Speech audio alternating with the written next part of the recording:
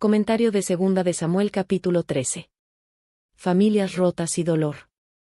Superando el abuso y la venganza. Versículo 1. Aconteció. La serie de relatos que siguen, capítulos 13 al 21, es una relación de las desgracias que sobrevinieron a David después de su pecado. En Crónicas, donde no se menciona el pecado de David, tampoco se describen esas calamidades. Después de su adulterio con Betsabé y su asesinato de Urías, David se transformó en otro hombre. Había perdido mucho de su anterior confianza propia y tampoco regía completamente su reino. El pueblo no le tenía más confianza implícita, y por eso hacía oídos sordos a sus admoniciones acerca de los resultados de la rectitud o los males de las transgresiones. Cuando veía a otros proceder según su mal ejemplo, le resultaba difícil reprenderlos. Sus mismos hijos rehusaban obedecerle y ya no respetaban sus consejos. Donde antes había sido fuerte y valiente, ahora se sentía débil y vacilante. Una sensación de vergüenza pendía constantemente sobre él. Los capítulos siguientes describen la sucesión de hechos que a lo menos en parte fueron una consecuencia de la transgresión de David. Una hermana hermosa. Absalón, nacido cuando David reinaba en Hebrón, capítulo 3, y su hermana Tamar, eran hijos de Maaca, hija del rey de Gesur. Amnón era el primogénito de David, hijo de Ahinoam Jezreelita, capítulo 3, 2. Puesto que parece que estos hijos ya se encontraban en su primera juventud, los acontecimientos que aquí se relatan deben haber sucedido hacia la mitad del reinado de David, que duró 40 años. Versículo 2. Hasta enfermarse. Este relato figura en las Sagradas Escrituras para demostrar qué consecuencias trágicas pueden sobrevenir al hogar de un hombre de Dios que se ha descarriado de la senda de la justicia y se ha rendido al tentador. Los defectos de los hijos de David en parte podían atribuirse a los defectos de él. Le parecía difícil. Dentro de las circunstancias, le pareció difícil que ella accediera a sus deseos. Habiendo estado acostumbrado a la complacencia propia y a realizar cada uno de sus deseos, en realidad Amnón cayó enfermo por su enojo debido a que no podía satisfacer sus deseos con Tamar. Versículo 3. Un amigo. Esa amistad era mala y provocó la ruina de Amnón. Si Amnón hubiese elegido mejor a sus amigos, en esa crisis podría haber recibido la ayuda de un verdadero amigo que le diera un consejo sensato y saludable. Muy astuto. Jonadab era un hombre muy taimado, que lograba sus propósitos por medios lícitos o ilícitos. Versículo 5. Finge que estás enfermo. En un sentido, Amnón ya había caído enfermo, versículo 2. Su enfermedad era el resultado de una pasión desenfrenada e insatisfecha. En este caso iba a fingir una enfermedad de un carácter diferente, a fin de que su pedido despertara la simpatía del rey. De su mano. David, como padre sabio y perspicaz, debe haber entendido algo de la naturaleza de su hijo. Sin embargo, no hay nada en el relato que sugiera que advirtió todas las intenciones de Amnón, pues no habría accedido a sus deseos. Pero debería haber estado bastante alerta y tener el juicio suficiente como para no permitir que Tamar dejara su domicilio y fuera al de Amnón, donde podrían producirse consecuencias tan graves. Versículo 7. Ve ahora. Fue una orden en apariencia inocente, pero al darla David estaba enviando a su hija a la vergüenza y a su hijo a la muerte. Versículo 8. Fue Tamar. Tamar fue inducida a dejar la seguridad de su morada para ir a la de Amnón, donde quedaría a merced de éste. Versículo 10. A la alcoba. Cuando Amnón rehusó comer, fingiendo estar enfermo, Tamar misma le llevó el alimento a su alcoba. Versículo 12. No se debe hacer así. Génesis 34, 7. No habiendo nadie más en la casa, Tamar no podía contar con ayuda alguna en su intento de resistir el firme y mal propósito de su hermano. Primero trató de razonar con él, hablándole de la pecaminosidad e insensatez de un acto tal. Versículo 13. ¿A dónde iría yo con mi deshonra? Tamar trató de que Amnón recapacitara, haciéndole notar que al hacer tal cosa la deshonraría para toda la vida, a ella la hija del rey y hermana suya. Si le tenía alguna consideración, sin duda no iba a provocar una humillación tal para ella y para la familia del rey. Aún tú. Tamar pensó en las consecuencias no solo para ella sino también para Amnón. Al consumar un acto tal, provocaría su propia deshonra, exponiéndose a la vergüenza y al desprecio de todo el país. Tamar pensó claramente y razonó con lógica. Hables al rey. Viendo que nada lograba razonando con su obstinado hermano, Tamar comenzó a contemporizar. Lo que necesitaba era librarse de sus garras, y este fue evidentemente su último recurso. Versículo 14. No la quiso oír. Amnón era completamente egoísta, concupiscente, y estaba determinado a salirse con la suya sin importarle las consecuencias. No se podía razonar con él. No significaban nada para él los requerimientos de Dios, la virtud de su hermana ni el honor de su propio nombre. En parte David era culpable de esas características. Evitaba reprender a sus hijos cuando cometían faltas, y les permitía hacer lo que quisieran. Ya no hacían caso ni de la razón ni de las restricciones. Versículo 15. La aborreció Amnón. El resultado fue típico. Amnón no era inspirado por el amor sino por la pasión, y al complacer su concupiscencia animal no tuvo más consideración con su hermana, a quien había maltratado tan cruelmente. Versículo 16. No hay razón. No había razón para que Amnón exigiera que se fuese su hermana. Habiéndola ultrajado, lo menos que podía hacer era protegerla y consolarla. Al echarla estaba añadiendo una felonía. No la quiso oír. Ver versículo 14. Amnón no había sido enseñado a escuchar la razón, la conciencia o a Dios. La protesta de Tamar no significó nada para él. Versículo 18. Un vestido de diversos colores. Usaba un largo manto con mangas, propio de las vírgenes de la casa real. Se menciona esto a fin de mostrar que Tamar debe haber sido reconocida como una virgen de la realeza. Versículo 19. Rasgó la ropa. Quizá lo hizo inmediatamente. Tamar no hizo ningún intento para ocultar la vergüenza que le había sobrevenido. Era una joven virtuosa cuya conducta estaba por encima de cualquier censura.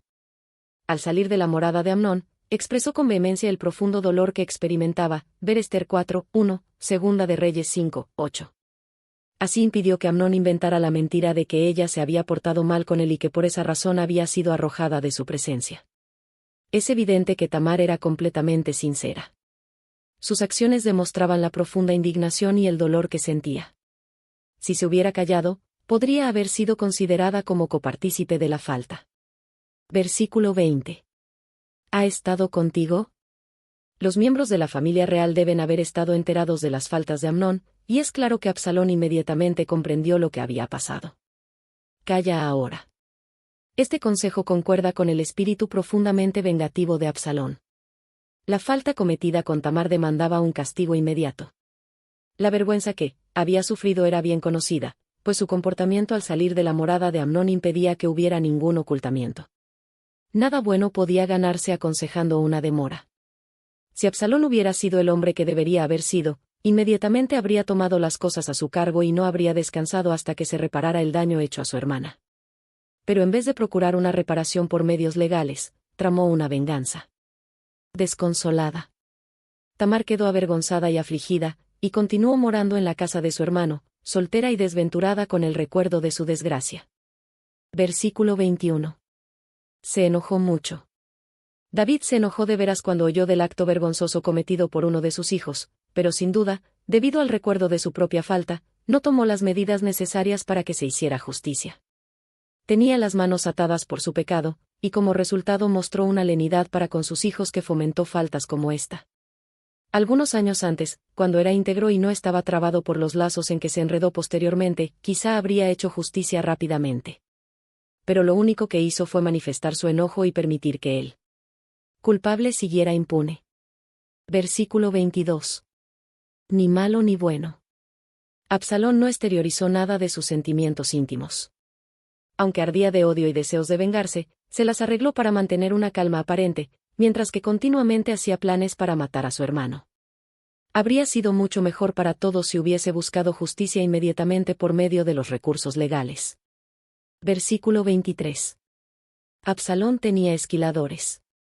El esquileo era entonces, y sigue siendo todavía, una ocasión de festejo y regocijo, ver 1 de Samuel 25, 2 y 8. Baal Hazor.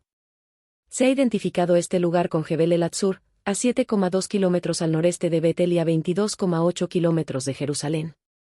Todos los hijos del rey. Por supuesto, esta invitación incluía a Amnón, pero el verdadero propósito de Absalón al dar la fiesta era tener la oportunidad de apresarlo. Versículo 24. Vino Absalón al rey. La profundidad del engaño de Absalón se revela en haber invitado a David. Difícilmente esperaba que su padre estuviera presente, pero si lo lograba contribuiría a mitigar cualquier sospecha, y así Amnón se sentiría animado a asistir. Versículo 25. No te seamos gravosos. David declinó la invitación pretextando que la presencia de tantos podría ser onerosa para Absalón. Porfió.